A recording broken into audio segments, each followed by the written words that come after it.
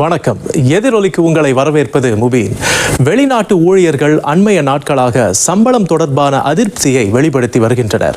வேலை நிறுத்தத்தில் ஈடுபட்ட SMRT பஸ் ஓட்டுநர்கள் முதல் பாரந்தூக்கிகளை விட்டு கீழே இறங்க மறுத்த சீன ஊழியர்கள் வரை அனைவருக்கும் சம்பளம் தான் முக்கிய பிரச்சனையாக உள்ளது.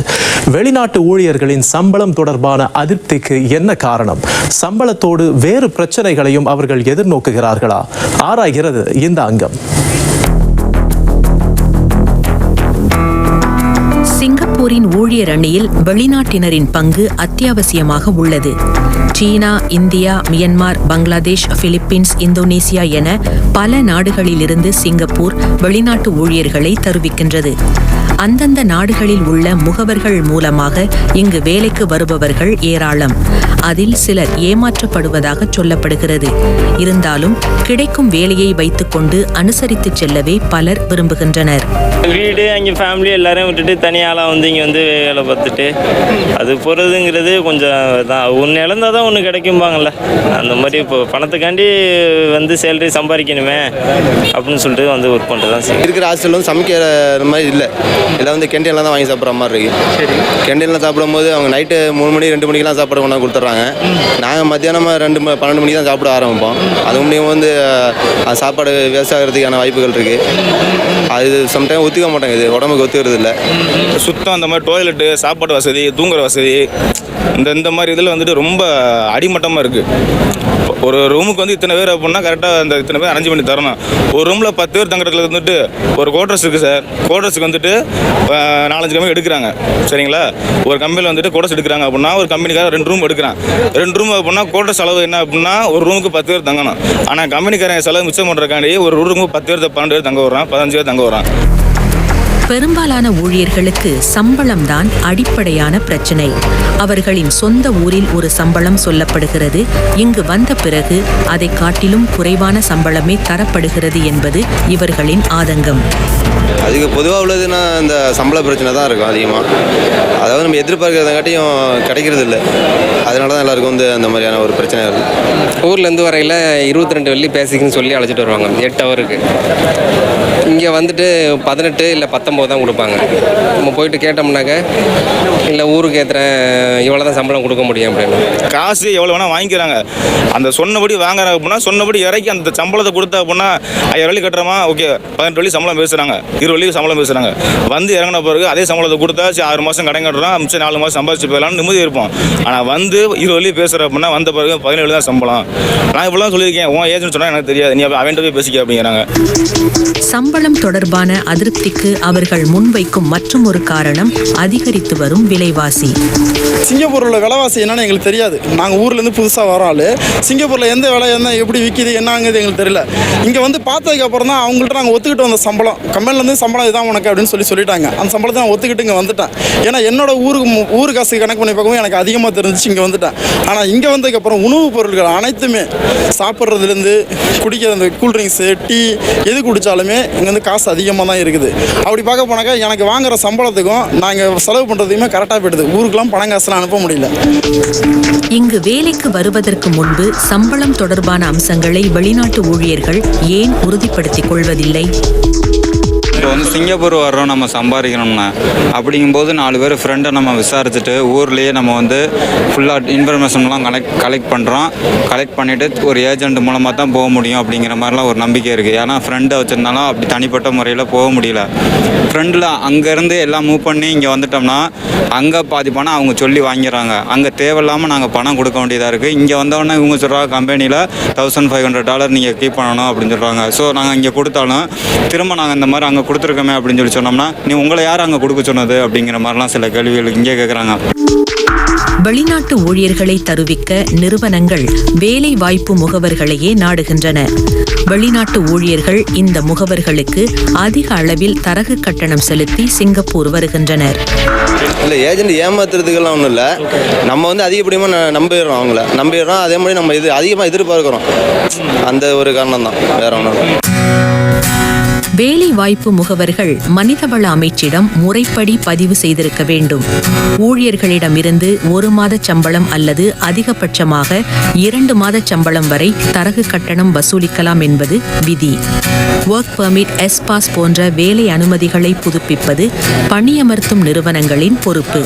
அதற்கான கட்டணத்தை வேலை வாய்ப்பு முகவர்கள் ஊழியர்களிடம் மறைமுகமாகவோ நேரடியாகவோ பெறுவது குற்றம். இது போன்ற சட்டத்திட்டங்களை முறையாக தெரிந்து வைத்திருக்காமல் பெரும்பாலான வெளிநாட்டு ஊழியர்கள் வேலைக்கு விண்ணப்பிக்கின்றனர். அதனால் இவர்கள் எண்ணற்ற பிரச்சனைகளை எதிர்கொள்ள நேரிடுகிறது. வரும்போது 25 வெள்ளின்னு பேசுனீங்க, ஏன் 18 வெள்ளி கொடுக்குறீங்க அப்படின்னு தொடங்கும்போது முன்னே எல்லாத்தையும் கிளியராக பேசி முடிக்கணும். ஆனால் ஹெச்ஆர் யார், அவங்களோட மேனேஜர் யார், அவங்களுக்கு அந்த டிரைவர் தான் அந்த ஃபோர்மேனாக இருப்பார், அந்த டிரைவர் தான் காசு கொடுப்பாரு. ஸோ அவங்களுக்கு வந்து அந்த ஆஃபீஸ் ஸ்டாஃப் யாருன்னே தெரியாது. ஸோ அது ரொம்ப ஒரு சங்கடமான ஒரு நிலைமை பாருங்கள். ஒரு கம்பெனியில் வேலை செஞ்சுட்டு அவங்க மேனேஜர் யார், ஹெச்ஆர் யார் அவங்களோட வெல்ஃபேர் பார்த்துக்கிறாங்க அப்படி ஒன்று யாருக்கிட்ட கேட்டாலும் அந்த டிரைவரை தான் காட்டுவாங்க. அவர் தான் எனக்கு சம்பளம் கொடுக்குறாரு, இல்லைன்னா ஃபோர்மேனை கட்டுவாங்க. சிங்கப்பூருக்கு வந்தால் அதிக பணம் சம்பாதிக்கலாம், எந்த வேலையாக இருந்தாலும் செய்யலாம் என்ற நோக்கத்தில் பலர் இங்கு வருகின்றனர். ஏற்கவிருக்கும் வேலைக்கு தாங்கள் தகுதியானவர்களா என்பதை அவர்கள் யோசிப்பதில்லை. வேலை பளு கூடுதலாக இருப்பதை உணரும் போது பிரச்சனைகள் எழத் தொடங்குகின்றன. கடினமான வேலை, அதனால் கூடுதல் சம்பளம் தேவை என்ற கோரிக்கை அவ்வப்போது முன்வைக்கப்படுகிறது. சம்பளம் தொடர்பான அதிருப்திக்கு மேலும் பல காரணங்கள் உள்ளன. ஓகே, சம்பள பிரச்சனை வரும்போது தெரியல. இப்போ கன்ஸ்ட்ரக்ஷன் இப்போ வந்து ஓவர் டைம் இல்லை. அப்போ வந்து அவங்க வந்து சொல்லுவாங்க, ஓகே உங்களுக்கு வந்து 25 வெள்ளி தரேன். ஆனால் இங்கே வந்து சேரும்போது அவங்களுக்கு 18 வெள்ளி தான் கிடைக்கும். 18 வெள்ளி 30 நாள் வேலை செஞ்சால் ஒரு 500-600 வெள்ளிக்குள்ளே தான் இருக்கும். அது வந்து அவங்களுக்கு அந்த ஏஜென்ட் ஃபீ கட்டணும், நியூ கமர்ஸ் அந்த புதுசாக ஆள் வரும்போது. ஆனால் ஊருக்கு எவ்வளோ அனுப்புவாங்க, காசு இதாக பத்தாது அவங்களுக்கு. ஸோ மாதம் கடைசியில் அவங்களுக்கு நிறைய டிடாக்ஷன் இருக்கும். அது எதனால அந்த டிடாக்ஷன் இருக்குன்னு யாருக்கும் தெரியாது. ஏன்னா ப்ராப்பர் சேலரி ஸ்லிப் இல்லை, அவங்களுக்கு சம்பள கவர் இல்லை, இவ்வளோ தான் இருக்குது, இதுக்கு நான் எடுக்கிறேன், இந்த லாண்ட்ரிக்கு அதெல்லாம் வெட்டலாம். ஏன்னா லாண்ட்ரி வந்து அவங்க டாமிட்டரியில் இருந்தால் அவங்க வெட்டுவாங்க. டாமிட்டரியில் இருந்தால் முக்கியத்தும் காசு வெட்ட மாட்டாங்க, ரெண்டல் கொடுக்க வேணாம். ஆனால் சில கம்பெனி வந்து பியூபி காசு தனித்தனியாக ரொம்ப டிடாக்ஷன் இருக்கும். ஸோ இருக்கும்போது மாத கடைசியில் வந்து அவங்களுக்கு 300 வெள்ளியில் வந்து நிற்கும். எதுக்காக வெட்டுறாங்கன்னு அவங்களுக்கும் கேட்க அந்த தைரியம் இல்லை. இந்தியாவில் இருந்து வேலைக்கு வரும் ஊழியர்கள் சம்பளம் தொடர்பான மனக்கசப்பு இருந்தாலும் அதை வெளிக்காட்டுவதில்லை. நிறுவனங்கள் பணி நீக்கம் செய்து விடுமோ என்ற அச்சம், வேலை போனால் கடன் சுமைக்கு ஆளாகி விடுவோம் என்ற பயமும் ஊழியர்களுக்கு உண்டு. அது பயம்தான். அப்போ அது திருப்பி வர முடியாமல் போயிடுமோ அப்படின்னு சொல்லிட்டு இப்போ கம்பெனி மூலியம் போனால் நம்ம கம்பெனியில் என்ன பண்ணுவாங்க, ஓகே உடனே கட் பண்ணிடுவாங்க. அப்புறம்லாம் கம்ப்ளைண்ட் பண்ணோம்னா ஆஃபீஸில் போயிட்டு இந்த மாதிரி கவர்மெண்ட்டில் கம்ப்ளைண்ட், இந்த மாதிரி சேலரி ஒழுங்காக தரல அப்படின்னு சொல்லி கம்ப்ளைண்ட் பண்ணோம்னா அது ஒன்றே சரின்னு சொல்லி அதுக்கு உண்டானதை செட்டில் பண்ணிடுவாங்க. ஒன்றே டிக்கெட் போட்டு அப்புறம் ஊருக்கு போயிட்டு வர, அப்போ அடுத்த கம்பெனி கிடைக்க கொஞ்சம் லேட் ஆகும். அந்த மாதிரி ப்ராப்ளங்கள் வரும். அப்புறம் அதில் வந்து லாஸ் ஆகும். சம்பள பிரச்சனையை மட்டுமல்லாமல் ஊழியர்கள் தங்கள் இதர பிரச்சனைகளையும் முன்வைப்பதற்கு வழிகள் உள்ளன. பல சமூக அமைப்புகள் அதன் தொடர்பான விழிப்புணர்வை ஏற்படுத்தி வருகின்றன. ஊழியர்கள் தங்கள் பிரச்சனைகளை மனிதவள அமைச்சிடம் தெரிவிக்க தயங்கினால் சமூக அமைப்புகளை நாடி யோசனை கேட்கலாம். அவங்களுக்குள்ளே ஒரு பயம், அது பயப்பட வேண்டிய தேவையில்லை. சிங்கப்பூரில் எல்லாமே கரெக்டாக நடக்குது, லா படி தான் நடக்குது. ஸோ பயப்பட வேண்டாம், நாங்கள் இருக்கோம். நிறைய உதவி பண்ண அவங்களுக்கு இருக்காங்க, அவங்களுக்கு தெரிய மாட்டேங்குது. நம்ம சிங்கப்பூரில் வந்து நீங்கள் ஏதாச்சும் லா படி சட்டப்பூர்வமாக ஏதாச்சும் தப்பு பண்ணிங்கன்னா தான் உங்களை அனுப்பிடுவாங்க.